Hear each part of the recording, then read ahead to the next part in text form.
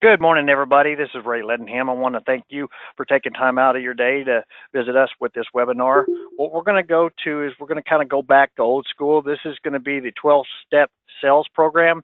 A lot of y'all might already know this. Some of it might be new to you, but it's basically what most sales companies use when they're going into a home. So let's get started here. Like Mark said, you can get a hold of us at 866-212-4196 or info@summitallianceadvantage.com.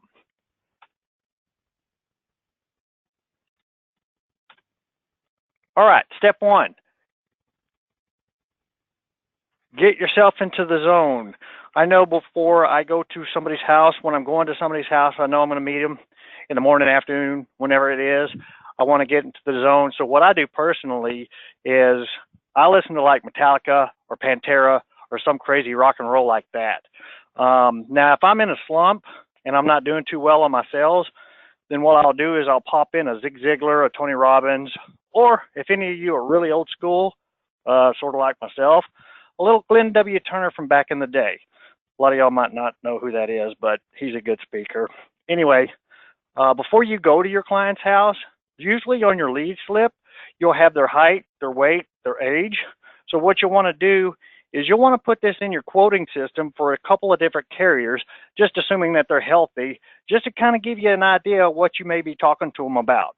That way, when you get out there, you go through the medical questions. Hey, we've got a healthy individual. You're already going to kind of know what premiums you're looking at as far as what you're going to offer them. A lot of times on a lead sheet, they'll also have the amount that they want. So you can put that in your quoting and take a look and say, okay, cool, this is basically what I'm going to be looking at. And also, when you pull up to your client's house, be looking around for things that you can compliment them on when you knock on the door and they answer the door, like a car, if they've got a car, nice car, a boat, the lawn, anything to kind of break the ice, which we're going to go through here in step 2. This is now meeting with your client for the first time. You only have about 10 good seconds to make a good impression, only 10 seconds. And that could either make or break your sale. Make sure you have a firm handshake. Make sure you have eye contact with them when they come to the door. And don't be wearing sunglasses. I've been out with appointments with a lot of guys, you know, it's sunny, walk up to the door, knock on it, and oops, I got my sunglasses off. They need to see your eyes. When the client opens the door, be very, very happy that you're there. Like I said, compliment them on their lawn or a car or a boat just to kind of break the ice. And then the third step is a warm-up. And in my opinion, this is the most important part of the sales process. There are more sales lost at this point because a salesperson is just trying to get in and get out with the sale. This is the time where you find something in common with them so that y'all can all be on the same level. Sometimes there's not much you're going to have in common with. Some of them are going to be a little hard, you know, those kind of people that you're like, I just have nothing in common with this person. That's where you're going to have to get creative and find a way to get on common ground. And find out what their interests are. Let them know what your interests are. Find out what their employment is, what they like to do. You know, give them your interests as well.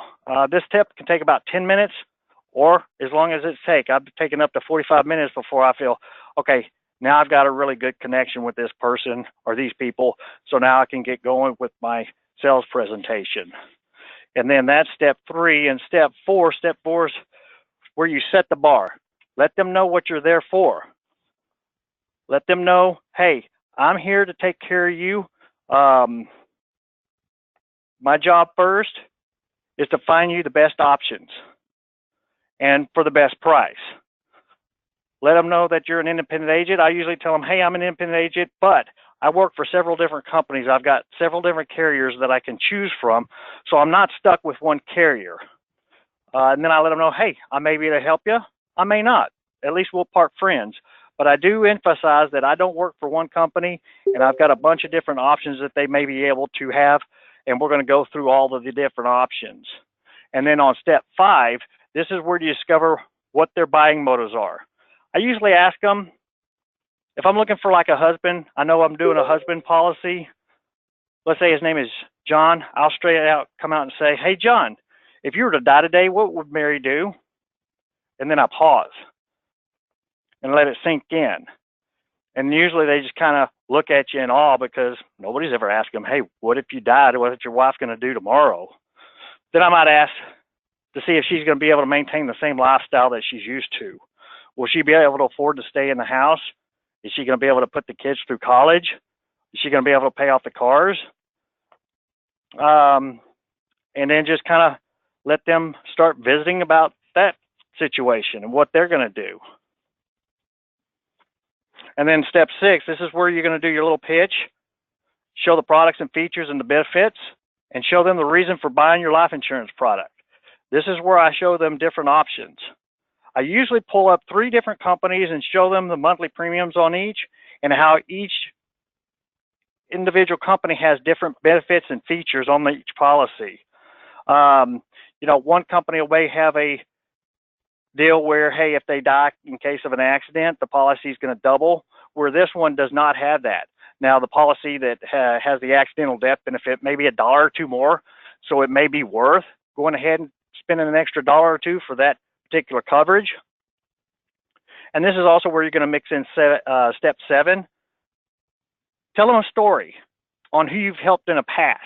Like what I usually do is I'll tell them I've helped clients in the past where I had to go out and pay a death claim. If you've ever had to pay a death claim, a lot of times that check will come to you and you'll have to go out there and present it to whoever's the wife or the husband, whoever might have passed away, and let them know that the money, hey, the money didn't help their pain, but it sure did help for their financial situations. And I also tell them a little story about an individual couple that I went out and visited with, and I wasn't able to sell either of them, so they didn't have life insurance. And then unfortunately, the husband passed away. After the husband passed away, a couple of months later, she called and said, hey, Ray, can you come out and help me out? And so I went back out there and I asked, well, where's your husband? Well, he had passed away, and I don't want to leave my kids into a situation where I pass away and they're stuck with all these debts. And so I was able to get her a policy. Unfortunately, I didn't sell the husband. If I was able to, get the husband, then she wouldn't be in the situation that she was in. And then in step 8, this is where you're going to set the urgency to buy your insurance today. This is a one-time offer. When you leave, the price leaves with you. And to justify that, just let them know things change.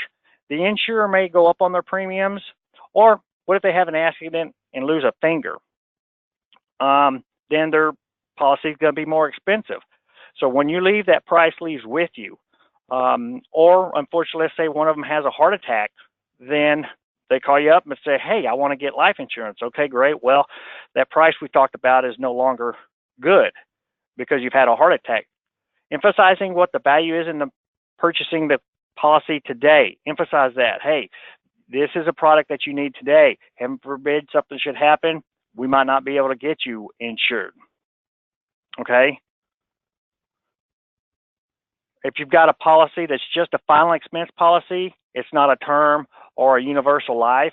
It's just a final expense policy. You can just let them know that the kids are going to be taken care of as far as the funeral costs are concerned, so that they don't have to pass a hat.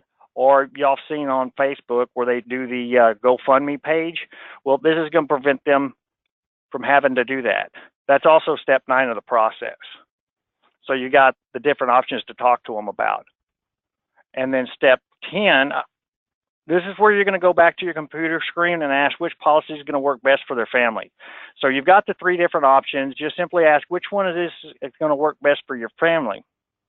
If the price is too high and you've done a budget analysis and have determined that, this premium is too high, then you probably have got an idea on what their budget is. So you can put in the premium amount that they can afford per month. When you put that amount in, it's going to tell you exactly how much coverage they can afford. And then just assume the sale and go to step 11 and just start doing the application, whether it is on the computer or if it's a paper app, just start writing and asking questions. And then once you've got it done, you've got the sale done and over with.